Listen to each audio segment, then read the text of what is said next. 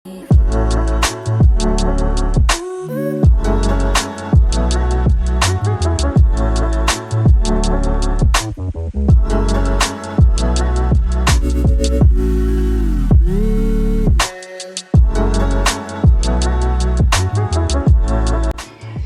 Om Swastiastu, Namo Buddhaya, Salam Kebajikan.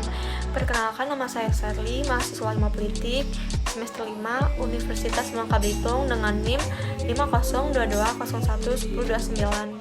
Di video kali ini saya akan menjelaskan mengenai konteks ekspresi gender dan seksualitas dalam politik identitas, serta peran dan contoh nyatanya di Indonesia. Baiklah, untuk mempersingkat waktu kita, marilah kita langsung aja ke topiknya. Sebelum kita berbicara tentang ekspresi gender atau ekspresi identitas gender, kita harus mengetahui terlebih dahulu apa itu gender. Gender merupakan suatu konsep yang merujuk pada perbedaan antara laki-laki dan perempuan yang dikonstruksikan secara sosial, dapat berubah-ubah dengan berlalunya waktu, dan amat bervariasi di dalam dan antara budaya. Sedangkan seksualitas merupakan suatu aktivitas seks yang juga melibatkan organ tubuh, baik secara fisik maupun non-fisik. Seksualitas juga memiliki beberapa aspek terhadap kehidupan manusia. Yang pertama itu ada faktor biologis, sosial, politik, dan budaya, serta terkait dengan seks dan aktivitas seksual yang akan mempengaruhi individu dalam masyarakat. Ekspresi gender ini sendiri adalah bagaimana seseorang mengekspresikan gendernya melalui perilaku, cara berpakaiannya, gaya rambut, hingga minat dan bakat dia. Dalam mengekspresikan gender ini, seseorang bisa terlihat feminim, terus maskulin, dan androgin.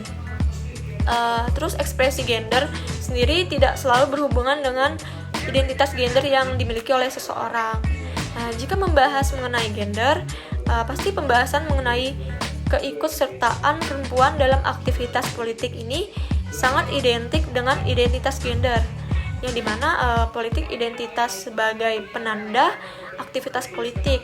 Hal itu pastinya sebagaimana yang diutarakan oleh Hayes, yang artinya lebih luas dan teorisasi terhadap perlakuan ketidakadilan yang dirasakan oleh anggota dari kelompok sosial tertentu, termasuk identifikasi ras dan gender.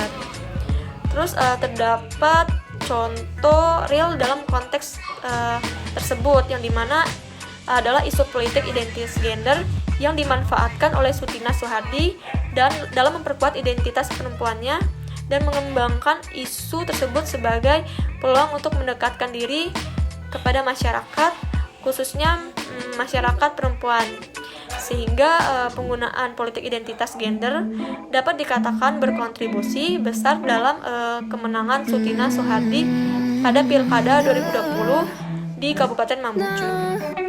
Terus penguatan identitas pemimpin perempuan termasuk kapabilitas dan kualitas yang dimiliki Sutina Soehardi dan program-program kerja yang dibuat sejalan dengan visi dan misi yang menjadi kebutuhan masyarakat, serta mengubah stigma masyarakat bahwa menjadi seorang pemimpin itu tidak ada batasannya antara laki-laki dan perempuan.